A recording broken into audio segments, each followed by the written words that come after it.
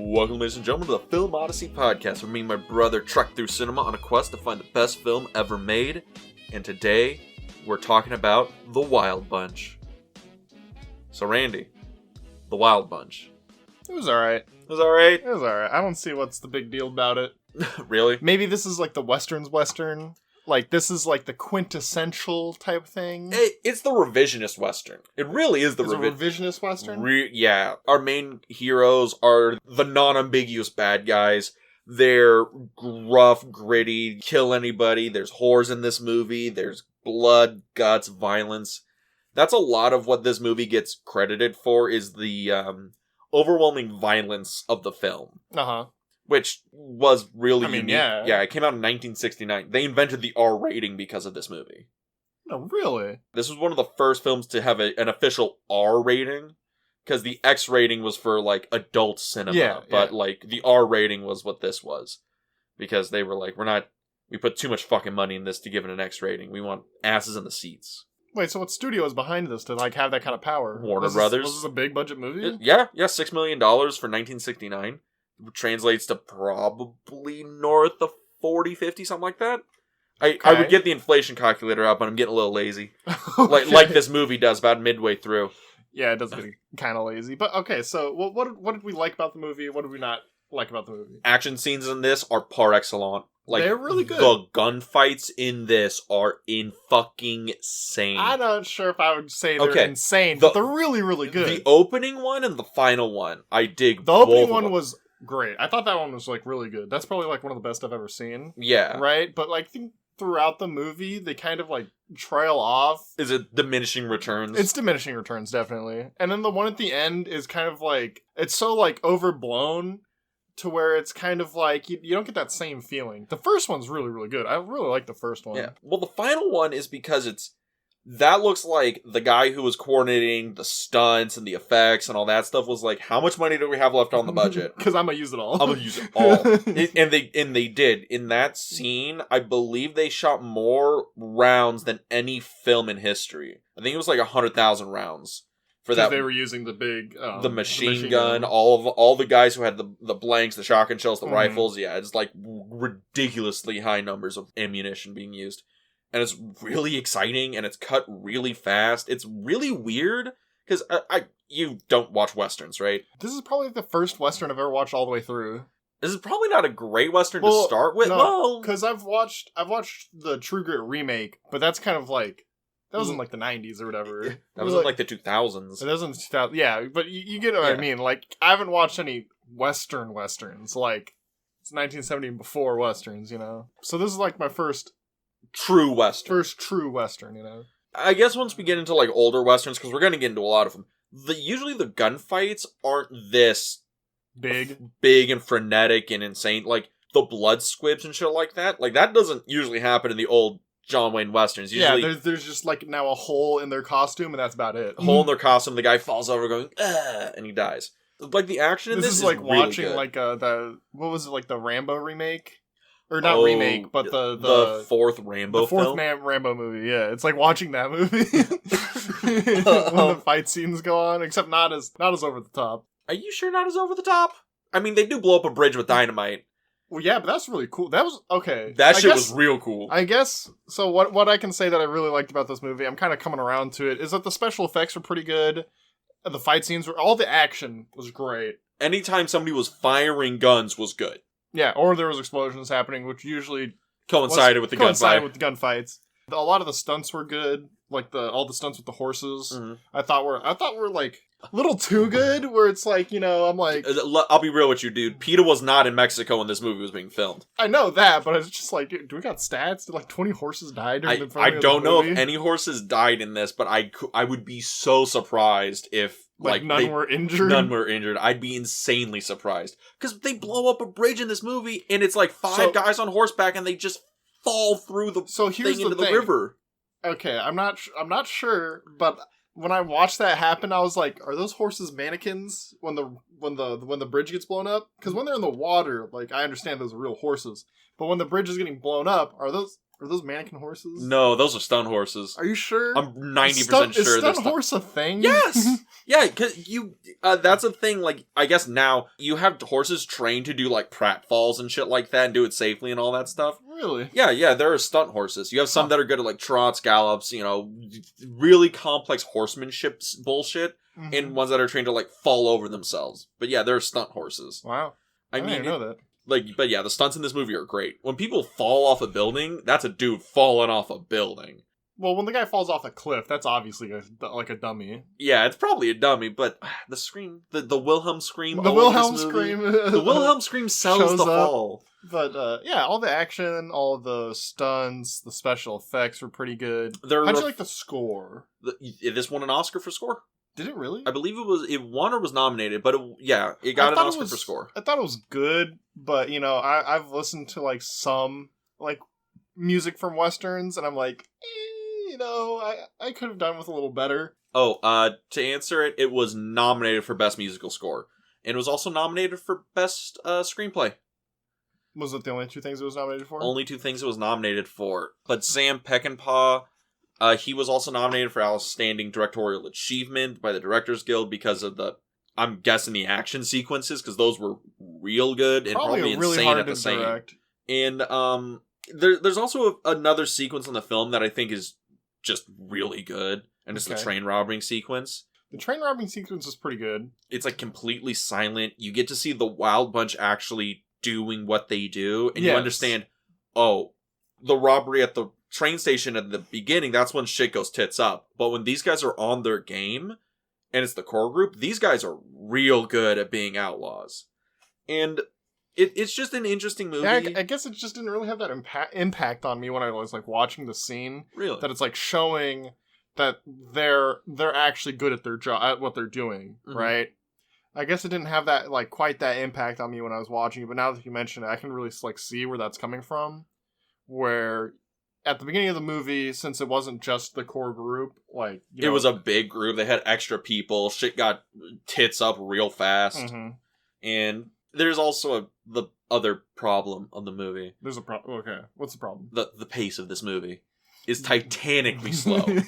Well, not Sergio Leone, Once Upon a Time in the West slow, but it's pretty slow. This movie's fat. Well, I think the problem with this movie is that the pacing isn't consistent.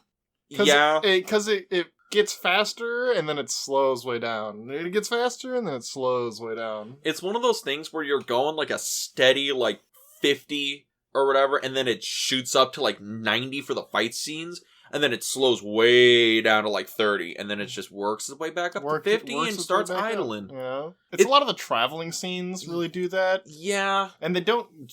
I feel like they didn't use enough of like the traveling camping scenes to really build that much character. There was not a lot of. There was only the one with Dutch and Pike that like really built like their characters a little bit.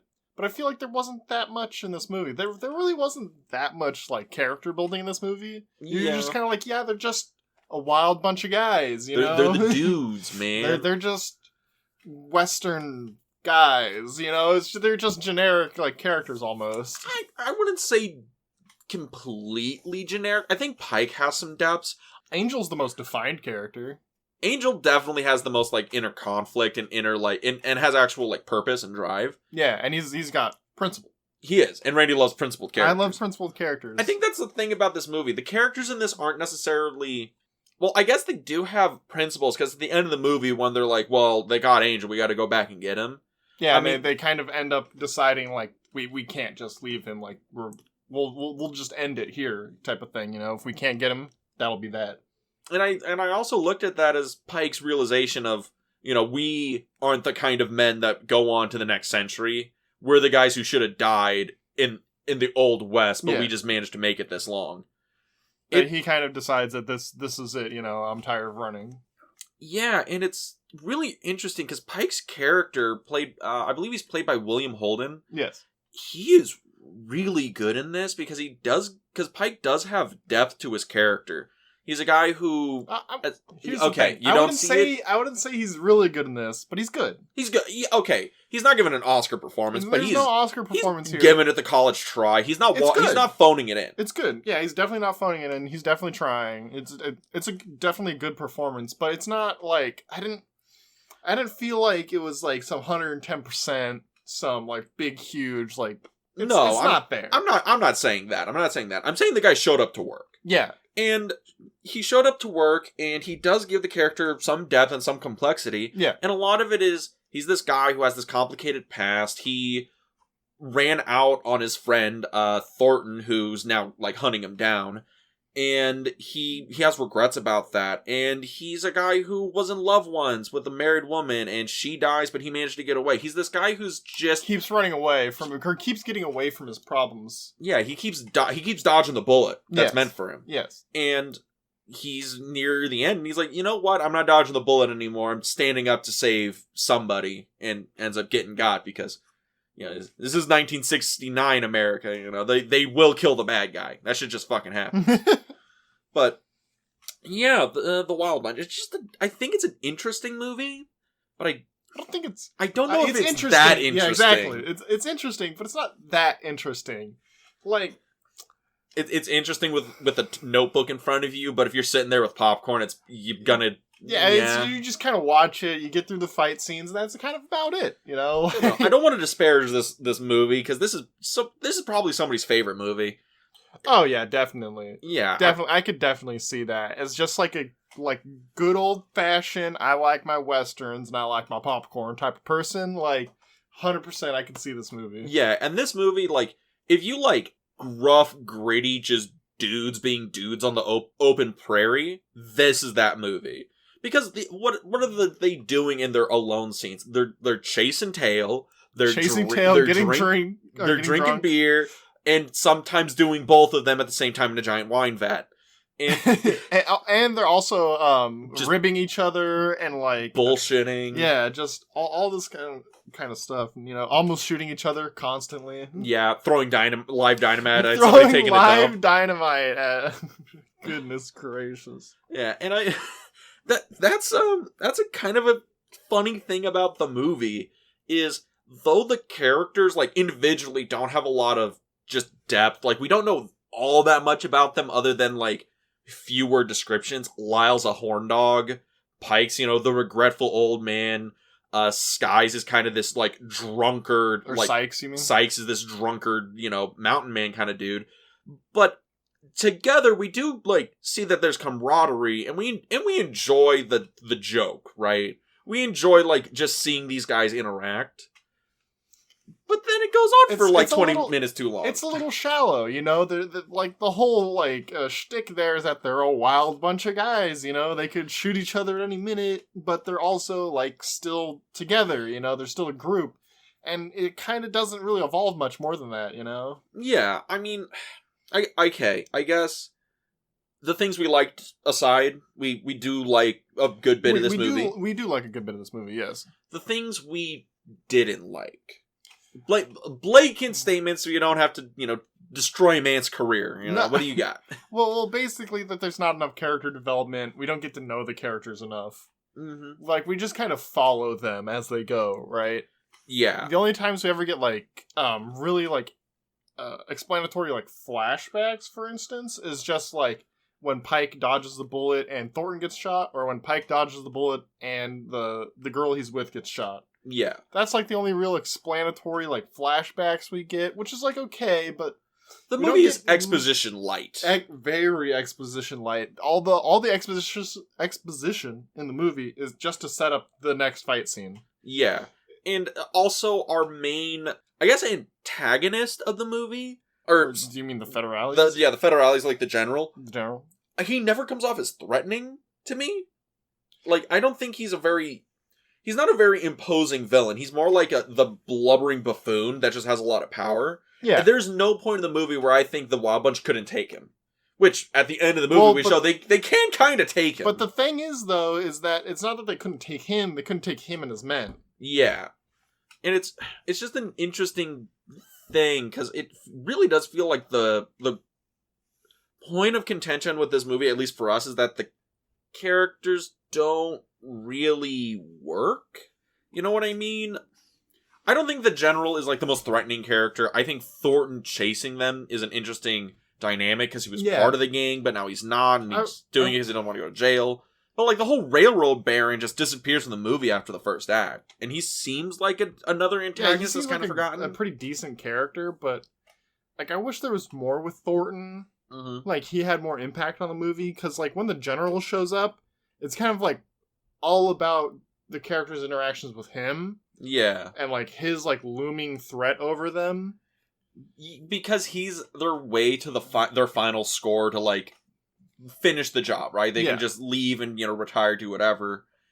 But he's also a, dangerous guy, but he's not super threatening. Even his men feel like caricature to a point. I don't know. Yeah, almost.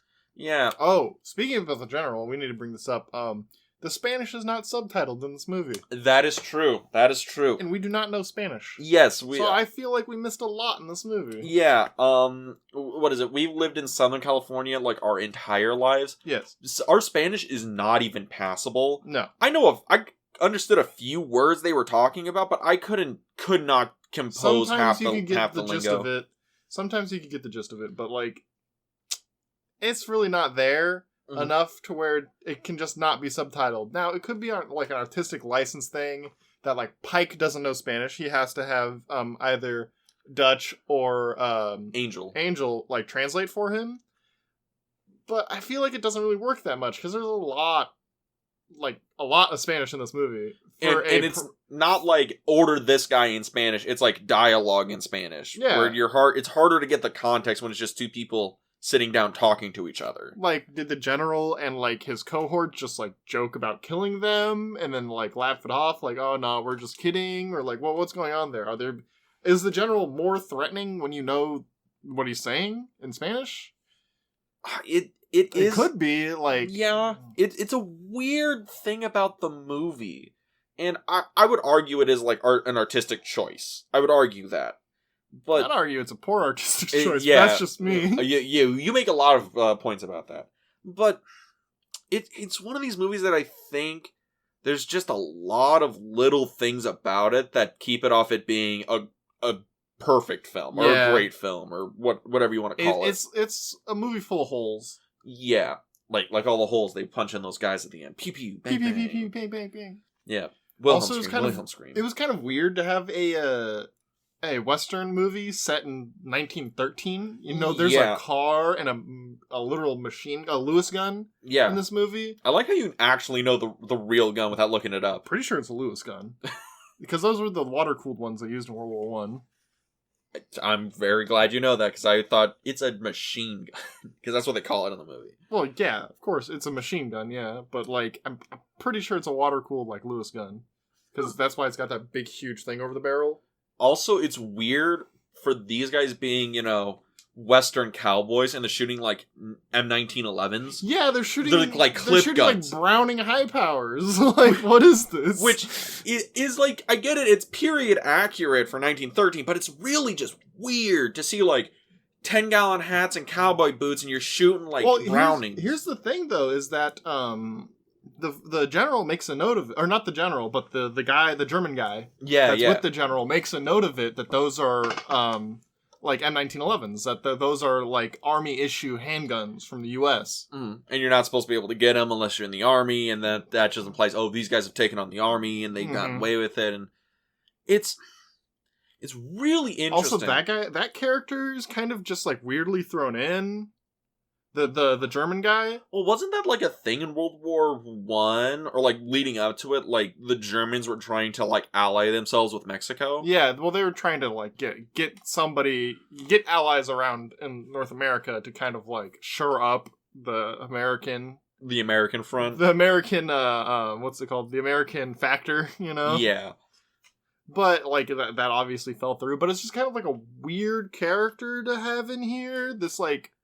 Also, you did not look very German at all. No, I am confident that is not a German actor. Confident.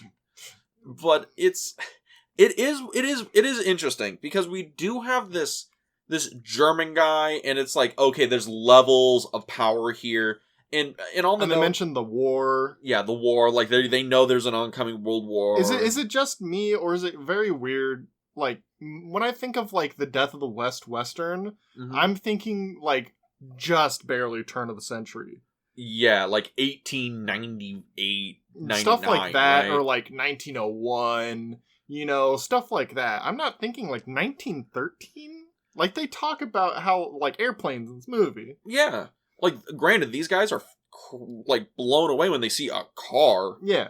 But it's really weird for this being placed in 1913, because I guess thinking about it, really south, like, deep Texas, North Mexico, that's still probably the Wild West. Yeah, you could probably, like, this is still probably going on at that time. But it's just such a weird choice. Like, do you think it was deliberate for Peckinpah to set it so far at the end of the West? I would think so, because that's... Is that his stamp being like, this is how you can tell this is revisionist? Well, the other thing is, when World War I was 1914? About 1914, yes. And then it ended in 1918, right? Yes. So, my thinking is, because 1914 hits, we go to war, huge industrial boom, right? And after that, after like 1918, whatever, we're in the 1920s. We're in like a new era of American society. So I'm thinking, 1913, American zeitgeist. A whole new American zeitgeist. 1913, it's like last year, right before World War I, before the American zeitgeist changes forever. This probably is not. You can still kind of get away with the West. Yeah, you can still get away with the West. It probably is a thing where, after this moment, the zeitgeist is completely different. But I think it's a good choice. I was a little questioning about it, but I think it's a good choice because it really shows how, like, the movie is about the death of the West. It's about the end. It's the end of the Wild Bunch. Although it has kind of a weird, like, continuation at the end, which kind of takes away from that. Yeah, because you have, like, Sykes and Thornton, where Thornton, after he sends his boys off to the desert to go find Sykes' body, and Sykes kills him, Thornton's like, mind if I, ride off into the sunset with you? And Sykes is like, you're more than welcome to, son. They jump on, they ride off into the sunset. And I wonder if it's a thing where, like, though the West is dead, the spirit of it is still out there. I suppose, yeah, that would make sense. That might be too fucking flowery, though. It's a little too flowery, especially for this movie. This movie is not very flowery. The only flowers in this movie is when people pushing up daisies. Yeah. Peckinpah, notoriously not about flowers. But it... Is that a thing? I have no idea. I know he was shit-faced for most of this movie. Was he really? Yeah. So, note on Sam Peckinpah, the director, the auteur himself, World War II vet, or World War II or Korean War vet. He is a war vet, saw hard shit. Hard combat shit. And he medicated, like many people did in the 60s and 70s, by drinking and doing a lot of drugs. And he was kind of a pariah in Hollywood for, like, a lot of years. Really? Yeah, he got into a lot of fights with people on set. Okay. Yeah. Also, because he was two-fisted, war guy, he beat the shit out of a lot of actors. Yeah, and so he was like, the no-contact bad guy. And then he kind of made a movie that made a bunch of money, and they're like, all right, we'll bring you in for the Wild Bunch. Which movie was it? I believe it was something Noon. Oh, it was Noon Wine. It was a television film. It got, like, a critically acclaimed and all that stuff. And then he got greenlit to do The Wild Bunch, which The Wild Bunch was adapted from a William Goldman play. It was a response to William Goldman's screenplay for the Butch Cassidy and the Sundance Kid, which made a shit ton of money. Oh, we get a lot of response movies on this list. Do you feel? Yeah, because Spartacus was a response to Ben-Hur. Yes. This is a response to Butch Cassidy and the Sundance Kid. Goodfellas is a response to, like, old gangster flicks, and then you have, like, Platoon, which is a response to the Vietnam War film, and there's a lot of films that are responding to, like, cultural zeitgeist, cultural film things, but this is more specific. Yeah, Spartacus and this were both responses specifically to another movie. Yeah, and it's a really interesting response. We haven't seen Butch Cassidy and the Sundance Kids. It's later on the list. Isn't it coming up soon? I believe it's coming up soon. I'm not sure if it's in the same... Oh, it is. It is. It's going to be in the same 10 as we're doing right now. How do you... Okay, real quick, let's get a hot take right. How do you feel it's going to line up to Butch Cassidy and the Sundance Kid? I've never seen Butch Cassidy and the Sundance Kid. Neither have I. But I would argue Butch Cassidy and the Sundance Kid is probably going to be sweet. Like, I've heard nothing but great things about it. Like, literally nothing but great things about it. It's also 35 minutes shorter. Yes, it also stars Paul Newman and Robert Redford, which are, like, the AAA S-tier actors of, like, the 60s into the 70s. They were the Leo and Brad Pitt of their day. Okay. So I'm really excited to see it. But The Wild Bunch, as it is, where do you want to go with The Wild Bunch? You know, I do like the movie. I didn't hate it. There was no point where I disliked it. I liked it too, but it was just one of these things where it's kind of like, I'm probably never going to come back to the movie. Yeah, this is a movie you probably come back to if you wanted to really deep dive into Westerns. Or into action sequences, because the action sequences were done really well. I would say you could probably study the shootout sequences in this to get... like, inspiration. That's probably why this movie is so influential. Do you want to start cutting it down by scenes? By, like, or sequences, even? Sure. We'll do that. We'll do that. So, the opening sequence with the bank robbery, right? Yeah, or it's the train station, right? It's the train station that's getting robbed. And it's slow build-up. I feel like that scene was, like, masterfully done. Like... there was nothing I didn't like about that scene. I liked how they had the temperance movement showing up and, like, marching through the middle of the shootout. And it, like, set the tone of the film, like, right away. And it's that slow burn build-up. It takes forever for them to get into the train station. And once they do, it's on. And you can see how, like, both of the groups, Thornton's group and Pike's group, are both quote-unquote wild bunches of guys, you know, because they're both really antsy, you know, they both want to, like, get into it, you know, they want to start firing right away, you know, they're both unsure of their leaders in a way, to where they, like, want to trust their instincts a lot, you know. Yeah. But the thing is that I think it gets shown more that, like, Pike is able to control his group more than Thornton, because Pike's been with his group longer, you know. Well, that's his group. Pike's chosen his men to be in his group. Thorne's had these men assigned to him, and that is kind of interesting, you know. When you get to pick your players, it's a better team, and it's that thing where, you know, they start seeing each other, right? It's real slow at first, and it's like, oh wait, there's guys up on the roof. And they've been watching the whole time. They're just waiting for an opportunity. And then the temperance movement is like having like a march through the town, like right there. And Pike's like, look, we're going to throw this guy out and we're going to use the parade as cover to, like, get to the horses and get out. I'm wondering, does he think that they won't fire into civilians? Probably, because he probably thinks that they're, like, the law, you know?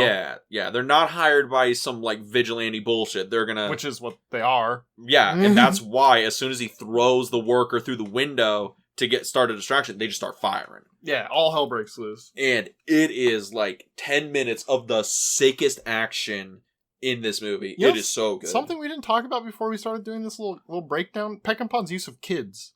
There's a lot of kids in this. Way more kids than, like, basically, like, any other movie that would be like this. Like, this is such a violent, action-filled movie, and his use of kids in these shots is, I don't know, it's a little weird. Well, and then you get to see, near the end of the sequence where you have the kids running in and they're, like, doing bang bang, they're, like, playing, like, gunfight or whatever. Yeah. And I wonder if it's a commentary on violence and its effects on kids. Because this is, like... Definitely. This is, like, real-world violence. Like, you know, kids in war zones or whatever. This is, like, real shit they see. And they just like saw, kids in the West, yeah. Like, they would grow up around this stuff, you know? Yeah, and I wonder if that's a commentary on, you know, like, kids being exposed to, like, real, hard fucking violence is traumatic. Because these kids don't register that this was horrible. They register as, that was cool, that was fun. Do you think that Sam Peckinpah in any way is, like, commentating on violence in movies affecting kids by the use of kids in this movie? Or do you think that's a little too far along? I think he is. I really do think he is. Because, again, he was a guy who was affected by witnessing violence. Yeah, and war. And when he made the movie, he said he wanted to show people what it was really like to get gunned down.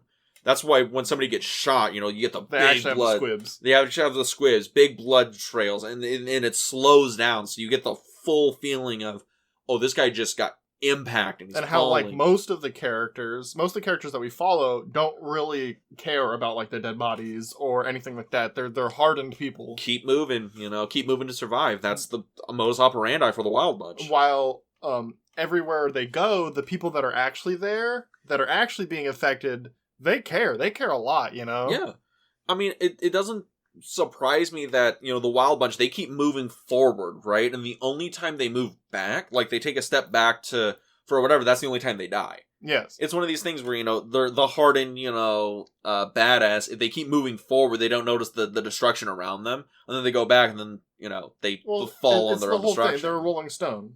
Yeah, and Rolling Stone's gather no boss, and that's what these guys are. It's the opening sequence really, really tells a lot of this movie's story, and it lays a lot of the theme work on here. And then as the movie progresses, we have them and they escape into the prairie, and they escape into the prairie because that happens a lot. And they still are escaping into the prairie. There's a little bit of character development while they're escaping into the prairie. I'm pretty sure that's when we get the flashbacks. No, we don't get the flashbacks then. We get those later, like way later in the movie. Do we get them that much later? Way later. I thought we got the first one. No. Not even close. Fuck me. Alright. We get that one way the fuck later. I think when they're in like in the camp by Agua Verde. We're in the village? Yeah. Okay, yeah. But, you're right. At this point, I think this is when we get them like camped out in the prairie, and we have the conversation between like Pike and Dutch, and like kind of builds Pike's character a little bit. But then it's mostly like, a chase sequence, kind of, where they're just kind of trailing each other across the grand open. And you have one of the Wild Bunch members who, falls off his horse, and he's like, I can keep riding, I just can't see. Oh, right. And then he's like, nah, Pike, I can't see. End it. And a Pike just, like, shoots him before he can even finish the sentence. And in that moment, it's, shows another thing of Pike's character. He's hard, and he's willing to do whatever it'll take to survive, but he won't kill a man until he knows he's done. Right? He won't leave one of his own men to die. He'll like kill him. But he did though. He left who was it? It was Sykes' grandson. He left Sykes' grandson at the train station. Yeah, do you think he kind of wanted to though? He did. Sykes' grandson was kind of an asshole. He did. He definitely wanted to leave him there, and Sykes' grandson was also not smart enough to know when to leave. Yeah, I feel he probably could have gotten away after a lot of bloodshed. Definitely could have gotten away, but he's just not the brightest, Resilient though. He got shot like 4 times and still killed like 3 dudes. True.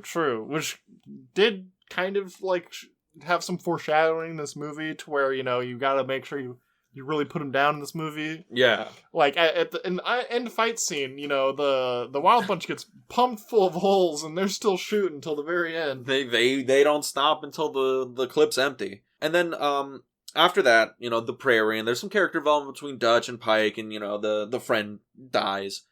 They meet up with Sykes, firstly. Yeah, they meet up with Sykes. They, dress down. They're back in normal Wild Bunch attire, right? And then they escape to Mexico, to, I believe, Angel's Village? Yeah. Like, Angel's, home village in Mexico. And there we get to see the Wild Bunch in, a natural habitat. They're consorting with the villagers, the 2 brothers are going off to chase some tail. Pike and Dutch are, drinking their asses off, and Angel is looking for his wife who left for that wife. Not his wife. He's looking for Teresa, who is this woman he's been pining over forever, type of thing. Yeah, who left him for the General. Mm-hmm. For the same General who killed his father, who killed Angel's father. Ah, Lasai. And, yeah. And then these guys have the idea, and I guess Angel is like, I want to go kill the General. I want to get revenge for what he did to my people. And the Wild Bunch, led by Pike, is like, well, we could go to Mexico. He's like Thornton won't follow us. Thornton won't follow us. We can definitely disappear down there, but we're gonna be out of money because all the money they robbed from the train station, they saw him coming. To not be money. Yeah, it's all metal washers. They're worth fucking nothing. So they're like, if we go to Mexico, we can find a way. And they find a way once they get down to Mexico. I believe that's when they first interact with the general, right? Yeah. And they interact with the general, and the general's like, you guys don't seem to like the American army? We don't like them? Maybe you can steal some guns. This is, like, they show up, right, to where the general's at in Agua Verde, right? And the first, like, interaction they have between each other is that Angel, like, sees Teresa with the general and just guns her down. He's like, this cheating bitch. I think he yells puta at her. He does. I don't know a lot of Spanish, but I know that word. And it's just such a crazy sequence to show, like, these people, like Angel's the only one that, like, cares about, like, other people that are, like, not within his little group, right? Yeah, he still has connection to, like, his people, his village, his home, his family, all that stuff. Yeah, he has real connections to Mexico and the struggle that's going on there at the time. And, like, the rest of the people there hardly care about Teresa and her death. Like, even the general, who is, like, apparently banging her, is like, well, whatever, you know, I got a dozen of those. Well, whatever, pussy wasn't that good. He was more concerned, like, why'd you try to kill me? And as soon as Angel's like, no, I tried to kill the bitch, and then he was like, oh, okay. Don't even worry about it. They all start giggling. Also, what is the whole significance of, like, those, like, laughing scenes that they have throughout the movie? All the time. I have no idea. And they reference it at the very end of the movie by, like, overlaying them. I wonder if it's a thing where it's, like, just the desensitization of violence? Probably. Is that what that is? It's gotta be. Because, like, you know, there's a dead woman bleeding out, probably actual dead, and they're just laughing about it. I was like, you know, happens all the time. But, yeah, and then, you know, they get wrapped up with the general, and the general sells them on the train robbery. And they're like, fucking 10 grand in solid gold? We fuck with that, right? They're like, yeah, we'll do it. And then, you know, they have, like, the argument, where they have, like, a celebration, basically, and they're arguing with, like, Angel about, like, the robbery, and Angel's like, well, I won't go, I can't do it, you know, I won't help the general. And they agree to, like, with Angel to be like, well, you help us do the robbery, and we'll let you give one of the cases of guns to, like, your people. Right, so they can defend themselves against the general. You know, and everybody will be, like, squared away. We'll all get our share, except for you. Obviously, you won't get a share, because you're selling the guns off to your people. But everybody else will get their share of the 10,000 gold. And Angel agrees, and, like, they're kind of set after that. Yeah. And then we, like, flash back to Thornton. Well, no, go ahead. Before I do that. So, you know, I know this trivia, and it's just, like, really funny to me. So, you know the sequence where the two brothers they got the three women, and they're, like, swimming around in the giant wine vat and doing all that shit? Yeah. Those women are actually prostitutes from the local whorehouse near filming. How do you know this? It's a piece of trivia that was continually repeated by all the actors, and Sam Peckinpah himself was like, they were cheaper than getting extras, and I could ask them to do way more than a normal actress would. Goodness. Yes, so those were actually Mexican prostitutes. I guess the benefits of shooting in Mexico. Yeah. Goodness. So, the more you know.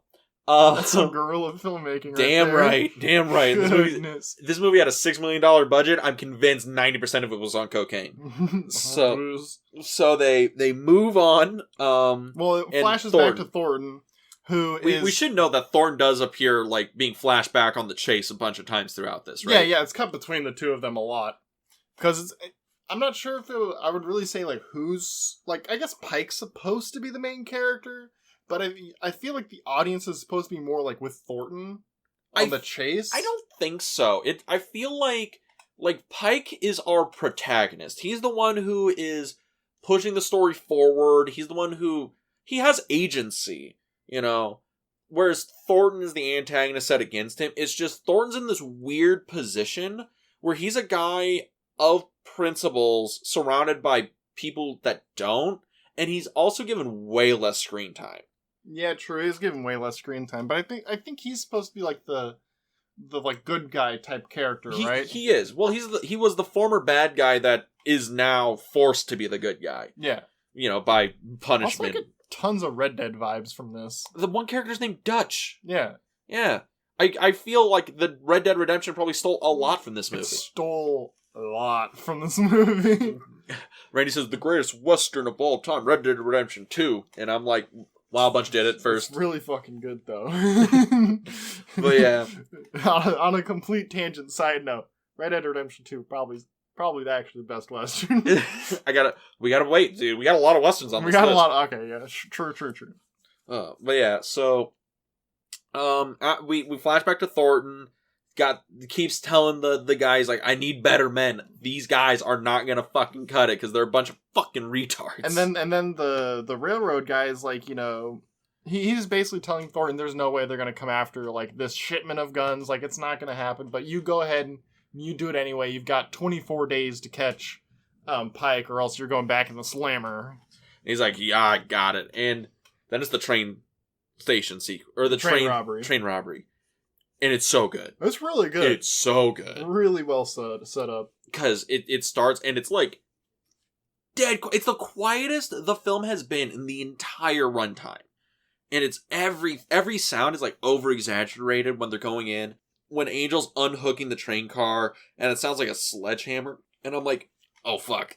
Is that when the shooting's gonna start? But they manage to get away, and it's going through. And then Thornton's like, oh fuck! Get the horses, and he leaves the army people there in the train. Yeah, he leaves the army people there because most of them are made up of like 14-year-old boys, and he's like, nah, these are men we're hunting down, and I need men to catch them.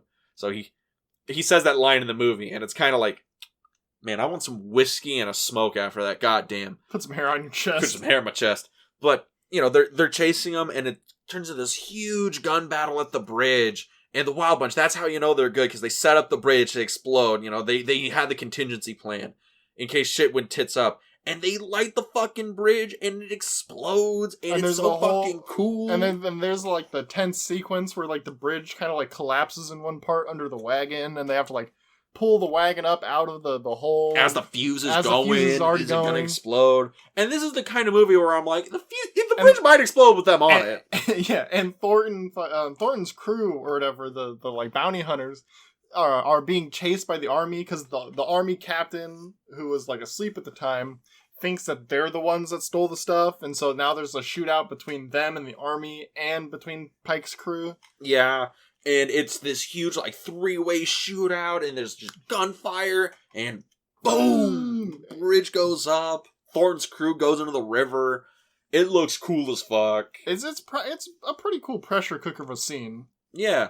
Wait, that's like the thing about the movie. All the action sequences are just these pressure cookers of good stuff. Well, that one's really good, like, to describe that way, because it's like it's building, and then the bridge blows up. Like, it literally pops. Yeah. And after that, you know, the Wild Bunch gets away, and they're like, we made it. You know, Thornton ain't going to be able to catch up to us until he gets his ass out of the river about 5 miles down. Army ain't going to be able to cross that bridge because they're going to need orders to even get across the border. We're home free, and they're, you know, getting ready to do their thing. The only thing they have to worry about is, like, the general, right? Yeah. With Mapache. As long as they could square the deal away with the general, they're golden. And then we have one of the weirdest cuts in all of cinema. Yeah.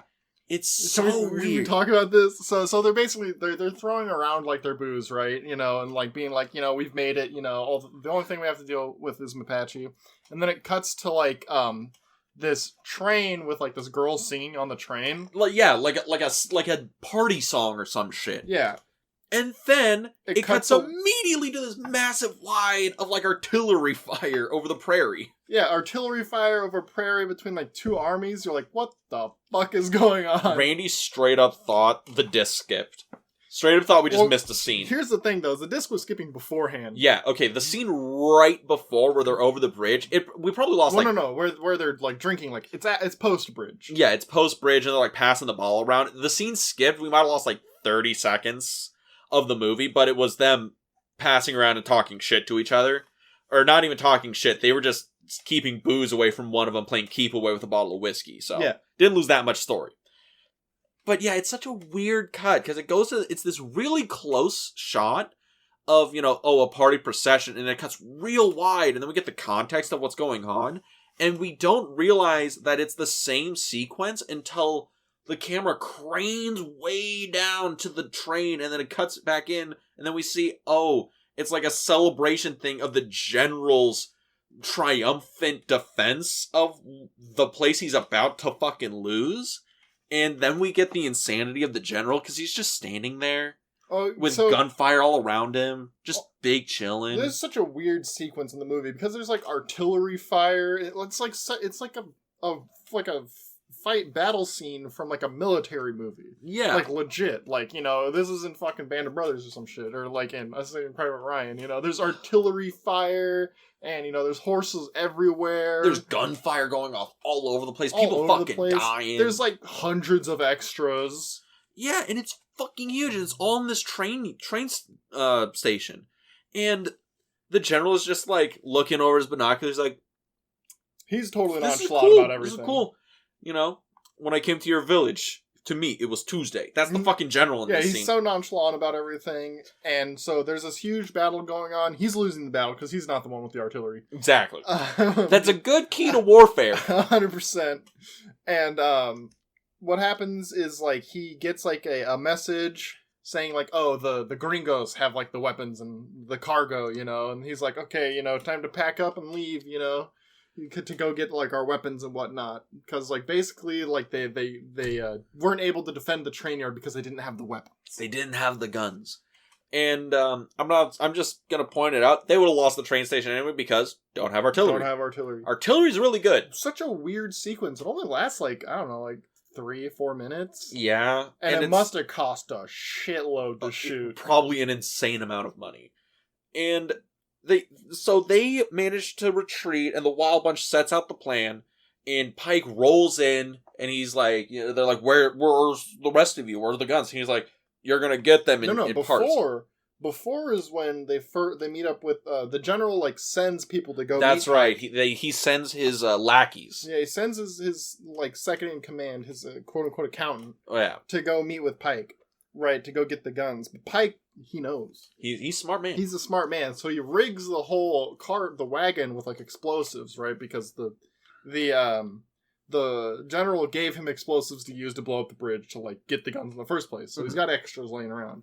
So he rigs the cart up with explosives, and then when the general's men ambush them in, like, this this really cool, like, valley, like this. Yeah, it's got, like, kind of like plateaus. A canyon. Yeah, it's thing like going a canyon. On. It's like this like two plateaus, like encircling this little area.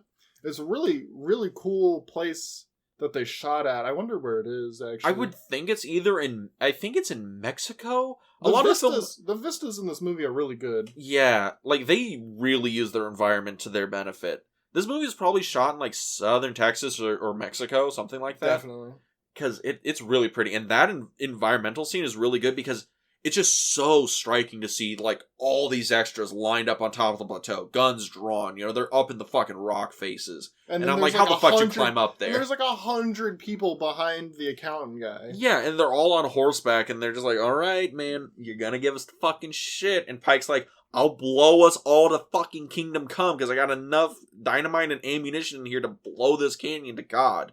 And the accountant kind of doesn't believe him. They revealed, like, the machine gun at this point, right? It's Pike's men, they had found the machine gun in with the rifles, and they, like, rip the cloth that's covering it off, and one of the general's men gets, like, nervous and shoots the cart, and then Pike lights the fuse, although these are, like, actual fuses, so, like, they're gonna take a little while to burn. I like how he lights it and then he just stares down the accountant. Where the accountant is just like, put it out. No, please put it out. Please cut the wire, or please cut the fuse. He cuts the fuse, and they myrtleize the shit out of the guy that shot the cart, and he just, like, falls, and then the Wilhelm scream cue, and then they're like, all right, we'll do whatever the fuck you say, Pike. And that's when he comes in with the whole, we're gonna give it to you in parts, and you're gonna pay us in parts. Because there's no fucking way we're all gonna be here at the same time, with all the fucking guns at the same time, so you can rail us. And the general goes, I trust this man. Okay, give him the money. I don't know why the fuck I should trust him, but I trust him. He's got a good haircut. And, it goes off without a hitch until the end. Because the general understands where Pike's coming from. He understands what's happening. He's like, okay. He understands deception. He knows how this works. Okay.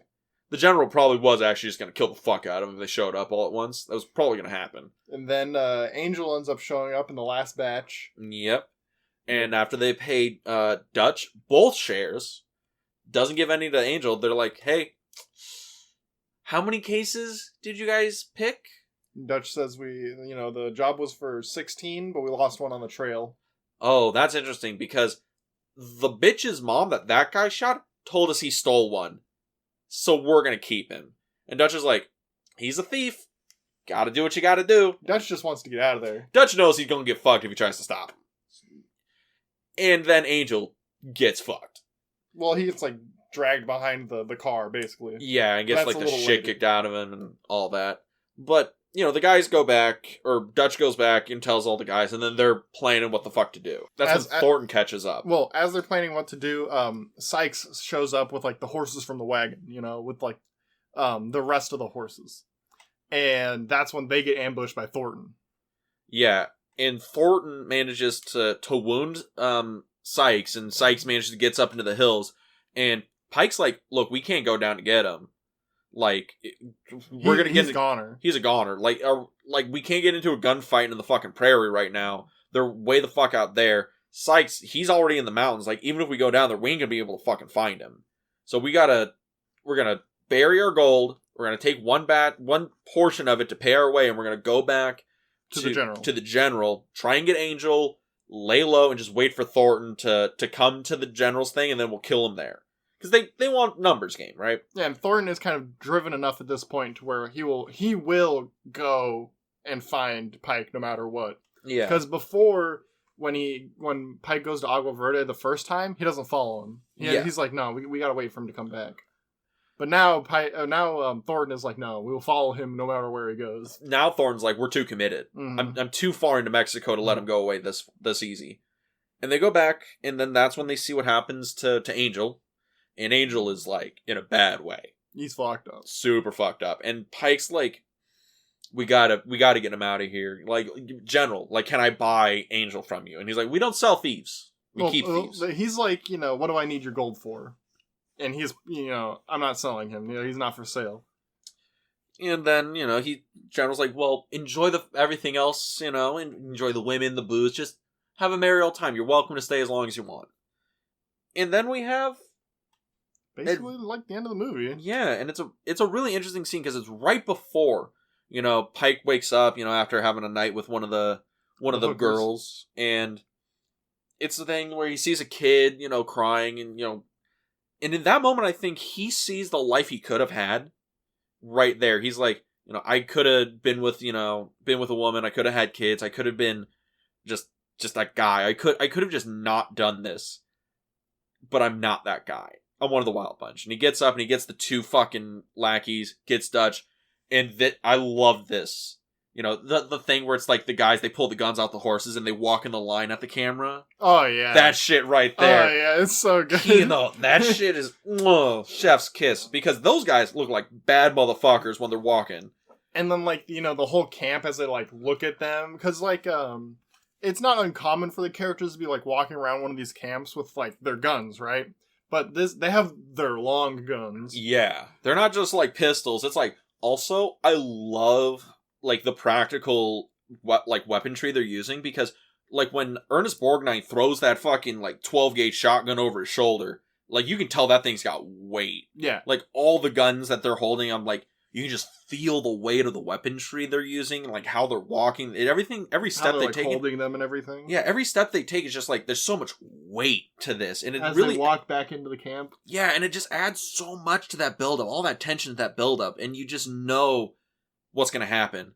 It's the pressure cooker. It's gonna build, and then it's gonna explode. And I just love how drawn out it is, and we get to see from their perspective as they're walking through the village, and we get to see, everybody looking at them, and then they finally get there, and they finally see Angel and the General, and all the General's, men, right? And the General's like, what do you want? And they're like, Angel. And then he picks up Angel, and he slits his throat. And then they just unload, and it is Kino. And then, yeah, it's a huge battle sequence that is basically the capstone of the movie. Yeah, it is an insanely impressive gunfight, insanely impressive stunt work. All the effects are on point. The tension is great. It's shot wonderfully. It's so fast, so frenetic, so hard. Oh, real gritty. We make a comeback to the whole thing about like the children in the movie. Mm-hmm. The person that ends up taking Pike out, a kid with a rifle. Yeah, a little kid too. Like couldn't be more than 10, maybe 8, 9. Mm-hmm. And that's kind of interesting, Beginning, we have only grown men fighting and shooting and firing and all this stuff. We just have kids as observers. And at the end of the movie, now children are the participants in this violence. And that's actually a really interesting thematic element of the film, And man, that ending sequence does get really good. It's really good. We also have another interesting thing where we show Pike when he goes into one of the rooms and there's a woman there like hiding in a corner, and he shoots the guy that's in there with her, and then he like turns his back. He's not going to shoot an unarmed woman, right? And that's like a moment of like, all right, this guy's a bad guy. He kills all these people, but he doesn't shoot. No women, no children. No women, no children. The stereotypical thing. Yeah, the stereotypical thing. But it's like a thing where he's like, I'm not gonna hurt you. I'm not interested, right? I'm not here for wanton destruction. And then she fires on him, and then he shoots her. And he does not hesitate. Does not hesitate at all. It's an interesting insight into his character, even in that moment, even this far into the movie. It's like the guy, even though he's a scoundrel, he's got principles. He's got some semblance of morals. He does come back for Angel. Throughout the movie, he's like, I don't care, about anybody, any country, anyone except, us, right? And when he goes back for Angel, it's like, money where your mouth is. That's what he puts up with. And it's such a good sequence. And it's so well done. And it's so fucking loud. And so many Wilhelm screams. I think the movie's pretty good. It's pretty good. You're now rounding out. The movie's actually pretty decent. It's pretty decent. It's good. It's pretty decent. Like, it's definitely gonna go lower on the list though. You still can't take it off? Well, I'm not gonna take it off because it's my first Western, right? Yeah. Maybe once we get 2 or 3 Westerns deep, then I'll be like, okay, we don't need the Wild Bunch anymore, I'll be like, no, we don't need that. Yeah. But as it stands, it's the only Western here, so I gotta keep it on here. This is the American Film Institute's America's list. Got a lot of Westerns. Yeah, we need the Westerns. Yeah. So I guess that gets us to the AFI question. This movie, it's at number 79 on the list that I have it currently. So where's it go? Up, down, over, out? It's gotta go down, not out. Down, but not out. Down, but not out.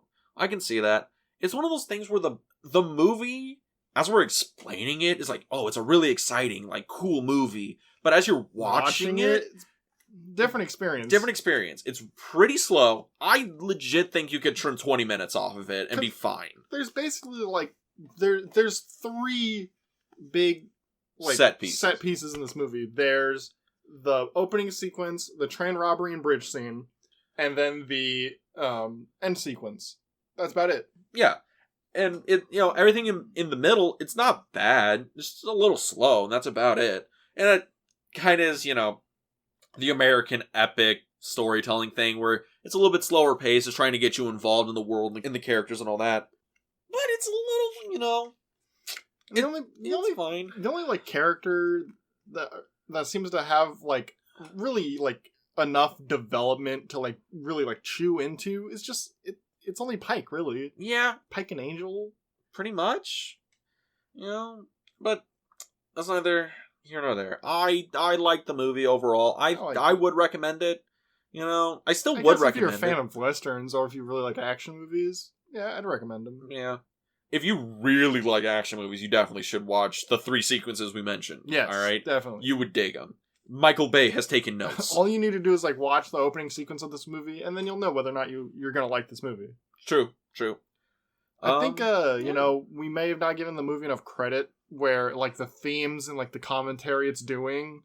I mean, we did mention there are themes, there are commentary going on. Yeah, but I'm not sure if we, like, really, like, gave it enough credit, because we don't know, like, really, like, what Peckinpah was going for. Like, we could probably figure it out, but, like, I don't know for sure. Like, is he commenting on movies' effect on children or just violence's effect on children, right? Or even violence's effect on people. On people in general. And it's a really interesting film because it also has commentary on the West, how, like, time moves on, oncoming war, because, it's 69, Vietnam's a thing. Yes. Probably commentating on that, kids seeing war footage on television, how it affects them. Very, very true. I didn't think about that. The whole movie is like, this is the world right before war leading up, and it's still a violent thing even before war. Is he commentating? It's like, yeah, we were a violent culture, and then Vietnam happened, and it just gave us an outlet for our violence. There's a lot of things you can read into it, especially with the zeitgeist, especially with the director himself and his own experiences and how it plays into the film. It was shown the incompetence of the army. Yeah, it does. You recruit a bunch of young kids and tell them to go be, soldiers. Not all of them are going to be soldier men. But yeah, so overall, I'd say this is a good movie. It's good. Pretty damn good movie. I wouldn't say it's pretty damn good, but it's good. Pretty good. It's pretty good. It's good enough to be on the list, so I guess I'd say something. All right. But next week, we have a movie that is definitely good enough to be on the list, because it's a Charlie Chaplin movie. It's going to be Modern Times. It's going to be my first Charlie Chaplin movie. Wow. And it's a silent film. It's the second silent film on the list. This one's going to be silent, right? Silent, yeah. I believe so. I think there is a score connected to it, because I think Charlie Chaplin made sure all of his films had a score connected to them. But yeah, so we're going to see. I'm really excited. It's going to be more silent than Sunrise. More silent than Sunrise, yes. But yeah, comedy. Everybody says Chaplin films age marvelously. He's one of the few guys from the silent era where you can still buy his shit. It's pretty good. But yeah, so that's going to be coming out next week. And if you wanted to keep up with that, you can go to our YouTube channel, In the Frame. That's In the Frame on YouTube, where all of our podcast episodes are uploaded. You can also find us on Spotify, Google Podcast, anywhere you get your podcast. And Randy, any last words? I guess they really were a wild bunch. Guess I heard you were a wild bunch. Oh, no. Oh, God. Oh, you have to keep that in because it was so bad. Yeah, I might. Goodness gracious. All right, well, good night, everybody. Have a beautiful time. All right, everybody. Have yourself a good week.